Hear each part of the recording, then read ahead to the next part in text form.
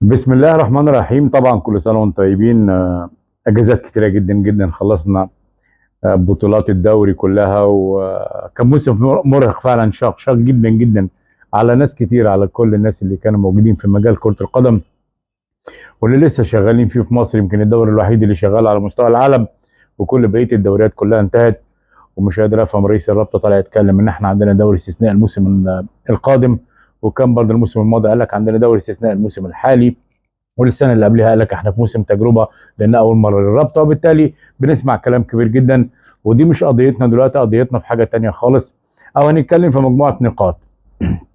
النقطه الاولى هو مستوى المنتخب المصري في مباراتين امام بوركينا فاسو، اللي عمل شوط اول ممتاز جدا حسام حسن بتغيير التكتيك وتغيير الاسلوب ل 3-5-2 او 3-4-3 على حسب ما كان بيتراءى اثناء اللقاء. ويمكن اللي ريح المنتخب المصري في المباراه الاولى هو الهدفين اللي جم في اول 7 8 دقائق.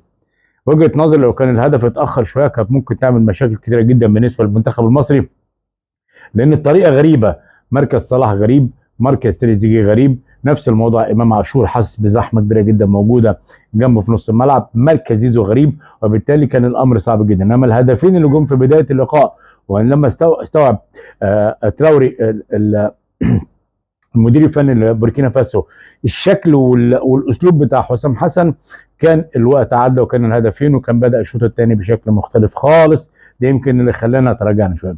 الشوط الثاني انا وجهة نظري ان حسام يحتاج الى كوتشنج. هو مدرب جيد، ممكن يحط التشكيل، ممكن يحفز لعيبه، ممكن يعمل شكل للمجموعه. انما ككوتشنج رايت جيم، انا وجهه نظري التغييرات كانت متاخره جدا في بوركينا فاسو، ويمكن ده اللي قلل كتير جدا من شكل المنتخب المصري. عشان كده حسام يحتاج الى كوتشنج، الى قراءه مباراه، انه يعيش مع المباراه. ده الجزء الثاني اللي عاوز بس ملاحظه عليه. حد فيكم تابع الجهاز الفني للمنتخب المصري بما فيهم اللعيبه كلهم واقفين على الخط مع حسام حسن وابراهيم حسن؟ انا مش فاهم ليه. شفناها في ماتش بوركينا فاسو، يمكن كابتن سعفان الصغير خد انذار، وشفناها في ماتش غينيا. مش قادر افهم ليه. المفروض ان احنا بنشوف المدير الفني فقط لغير الوقف على الخط، انما ان يقوم وليد بدر، وان يقوم كابتن سعفان وكابتن ابراهيم وكابتن حسام ومجموعه اللعيبه، وعمر كمال عبد الواحد خد انذار في مباراه غينيا بيساو وهو قاعد على الدكه لما قام، وتلاقي كل الجهاز الفني وكل اللعيبه موقفين على الخط، كلهم واقفين قريبين من الاوت. لا، لازم يكون الجهاز الفني واحد بس اللي بيقف على الخط زي ما بنشوف في اي مكان في العالم. انما فكره الهرج والمرج دي ممكن تاثر على اللعيبه داخل الملعب. فكره الهرج والمرج ده بتوديك لعدم التركيز حتى للراجل المدرب اللي موجود. لما يجي له واحد من هنا يكلمه، واحد من هنا يكلمه، واحد من هنا يكلمه، كابتن طارق سليمان، كابتن ابراهيم حسن. ابراهيم حسن الوحيد اللي قاعد على الكرسي هو محمد عبد الواحد فقط لا غير. وبالتالي بنتكلم على نقطه سلبيه انا شفتها في الماتشين، ما اعرفش ما حدش يتكلم فيهم، واتمنى ان هي نتداركها بالنسبه للجهاز الفني بالكامل. نروح للمباراة الثانية، مباراة غينيا بيساو، مباراة من أسهل ما يمكن. لا تقول لي على حر، ولا تقول لي رطوبة، ولا تقول لي كشكل. فرقة ما بتعرفش تعمل باص، فرقة بتلعب على سيستم واحد بس، التحفظ، تلعب على الهجمة المرتدة. وده اللي كسبوك فيه من الكرة الثابتة اللي جت بالهدف الأولاني في الدقيقة 40، أو هدف التقدم بالنسبة لغينيا بيساو. حسام بدأ 4-2-3-1 أو 4-2-4 بحمدي فتحي مع مروان، وحاطط زيزو على اليمين وصلاح يا اما تحت راس الحرب، يا اما قريب من مصطفى محمد، يا اما كمان بيلعب مع تريزيجيه. ضغطنا بس كان ضغط سلبي، وصلنا بس كان وصول سلبي. وصلنا لل 18، ما وصلناش للجول، ما وصلناش لتراوري حارس المرمى خالص. وبالتالي بنتكلم على ضغط سلبي، شكل سلبي، اداء سلبي، جماعيه سلبيه جدا بالنسبه للمنتخب المصري. ناهيك على الاخطاء اللي موجوده في خط الدفاع وعدم تمركز اللعيبه. ناس بتحمل محمد عبد المنعم الهدف الاول هدف غينيا، ولكن هي المشكله ان هي كره من ضربه ثابته. لازم لما يكون في كره ثابته لازم يكون في توظيف للعيبه الاسرع، اللعيبه اللي تعمل تنظيم بشكل جيد جدا في الهجمات المرتده، وخاصه انت عارف ان الفرقه بتلعب على هجمه مرتده. الراجل بورتي اللي هو المدير الفني البرتغالي ما بيلعبش على حاجه، بيلعب على المضمون. عارف ان المنتخب المصري ممكن يوصل للجون مره واثنين وثلاثه واربعه، لعبك 4-1-4-1 بتنظيم دفاعي بحت، بقوه جسمانيه، دخلك معاه في الشراكه الجسمانيه او القوه البدنيه، اثر عليك كتير جدا في عمليه ان انت تاخد انذارات بشكل مستمر. نجح ولكن في الشوط الثاني بالتغيير اللي عملها تغيير 3-5-2 ورجع لزيزو على الجبهه اليمنى حسن شويه من اداء المنتخب المصري. لكن الخطوره فين؟ ما بنوصلش للجول، ما بنوصلش لل 18، كل اللعب من بره ال 18، كل اللعب خارجي. وده كمان بيأكد لي جزئيه او نقطه مهمه جدا، ان اللعيب الوحيد بالنسبه للاعيبه المحليين مش المحترفين اللي مختلف عن كل اللعيبه اللي موجودين في مصر هو امام عاشور. الوحيد اللي اكتف اجريسيف بيشوط بيوصل لل 18، لعيب مختلف عن كل لعيبه نص الملعب بلا استثناء اللي موجودين في مصر كلها. وبالتالي امام عاشور اصبح مطلب للنادي الاهلي ولكل منتخب مصر. تواجده مهم جدا، ان هو بيعمل شغل وزياده هجوميه بشكل ممتاز جدا. وبالتالي تواجد امام عاشور في الشوط الثاني هو اللي خلى المنتخب المصري شكله افضل، شكله احسن. علشان كده لازم نقول ان المنتخب المصري 3 بونت امام بوركينا فاسو مهمين جدا، والبونت امام غينيا بيساو مع تعادل بوركينا مع سيراليون بعد ما كانوا كسبانين 2-0 ريح المنتخب المصري، خلانا يمكن على الاقل شويه مرتاحين نفسيا.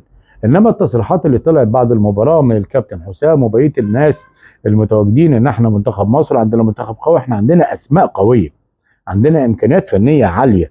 وده طبعا اذا كان الكابتن حسام بيقول لك احنا لازم نفتخر بمنتخب مصر، ده بالتاكيد هنفتخر بمنتخب مصر لان اسم مصر كبير جدا علينا. انما ككره قدم انت من قبل البطوله قبل المباريات كنت بتقول مصر لا تمتلك لعيبه، ودلوقتي جاي تقول ان مصر تمتلك منتخب قوي. يا سيدي ركز معانا، مين منتخب عندنا منتخب قوي ولا ما عندناش لعيبه؟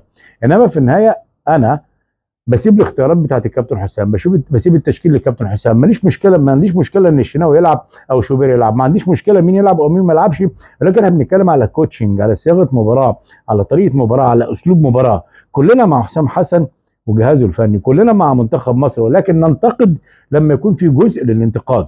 انما فكر التشكيل، فكر اختيار لاعب واثنين وثلاثه واربعه، انا مع الاختيارات اللي بعملها. انما احنا عندنا قماشه، القماشه عاوزه بس تتنفر، عاوزه كوتشنج صح، عاوزه اداره صح اثناء المباراه.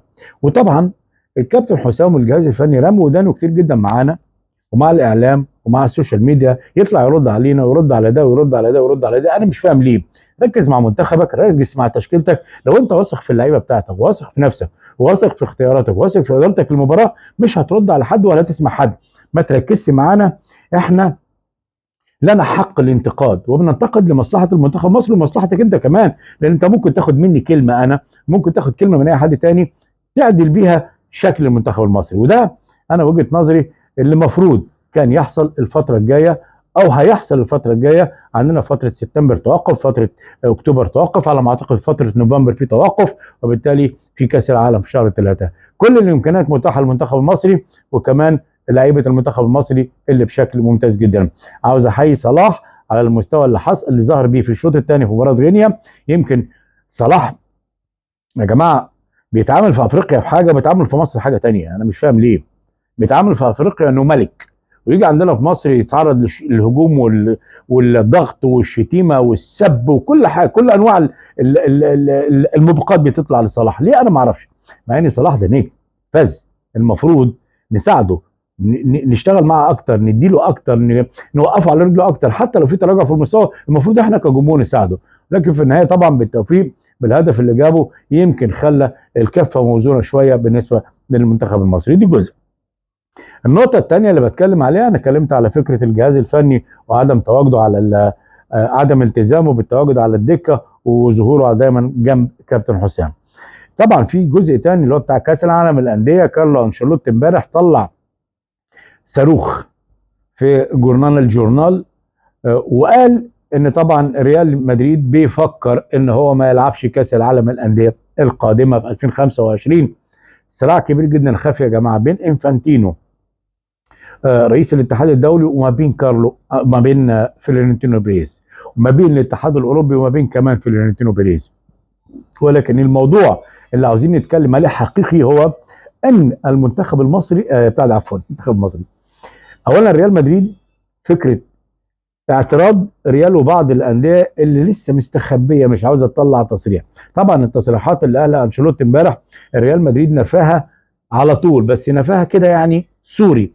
ولكن في النهايه انا اعتقد ان مدرب بحجم كارلو انشيلوتي بحجم ريال مدريد لما يطلع يتكلم اكيد واخد تعليمات من فلورنتينو بيريز او في اتفاق بينه وبين اداره ريال مدريد. انما الجزء الاكبر اللي بيتكلم على الريال، توقيت البطوله حتى الان لم يعلن. هل هيتلعب في نهايه 6 الى اول يوليو؟ هل هيتلعب في 15 يونيو ل 15 يوليو؟ هل هيتلعب في 15 يوليو الى اول اغسطس؟ كل ده يتعارض مع دوري ابطال اوروبا لما يخلص، يتعارض مع موسم مرهق بالنسبه للانديه الانجليزيه والاسبانيه والايطاليه المشاركين في البطوله، يتعارض مع كمان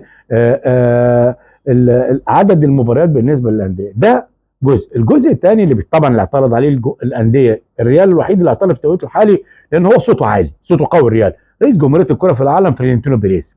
النقطه الثانيه هي هروب او اختفاء بعض السبونسرز اللي هم الناس اللي راعيين البطوله، ما هربوا او لقوا ان البطوله ما لهاش جدوى كبيره جدا، وبالتالي ده قلل عدد الرعاه للبطوله، قلل المردود المادي اللي كانوا بيتكلموا على الموسم الماضي 50 مليون يورو لكل فرقه من اوروبا و15 مليون يورو لدول اسيا كمان وافريقيا. في الوقت الحالي بيتكلم على 20 مليون يورو في كام مباراه في 32 نادي، وبالتالي الريال يقول لك انا العب بطوله فيها 7 مباريات او 10 مباريات 8 مباريات 7 مباريات ب 20 مليون يورو، ده ما انا ممكن اخدهم في اي فتره من الفترات الصيفيه في اي مكان في العالم. ده تفكير كوميرشال، يعني ناس بتتكلم في الامور الماديه، وبالتالي ده جزء. انا قلت الهروب السبونسر. 3، زياده عدد الانديه. بوبان لما طلع البطوله هو وانفنتينو كانوا بادئين ب 16، بعدين علوا ل 24. لما مشي بوبان طلع انفانتينو، بوبان طبعا لاعب الميلان اللي كان في الاتحاد الدولي، طلع انفانتينو قال لك البطوله من 32 نادي بدون ان ياخد راي الانديه اللي موجودين. هو عاوز يعدل يكبر الانديه، عاوز يعلي الانديه، انما في النهايه ما حسبهاش صح. لسه السبونسرز ما اشتغلوش بشكل جيد جدا، فبالتالي بنتكلم على بطوله ممكن او ممكن لا، ممكن تتم وممكن ما تتمش. اذا اتحد الانديه الاوروبيه وخاصه الانجليز مع الاسبان في عدد المباريات الكبير جدا، في الارهاق اللعيبه، في المقابل المادي الضعيف، انا وجهه نظري البطوله ستفشل ولن تقام بطوله كاس العالم للانديه 2025. ده يمكن الفيديو بتاع النهارده. اتمنى طبعا اكون يعني اتكلمت في جزئيات معينه جدا، وتحياتي وسامحوني على التاخير لان طبعا انتم عارفين اجازات. كل سنه وانتم طيبين.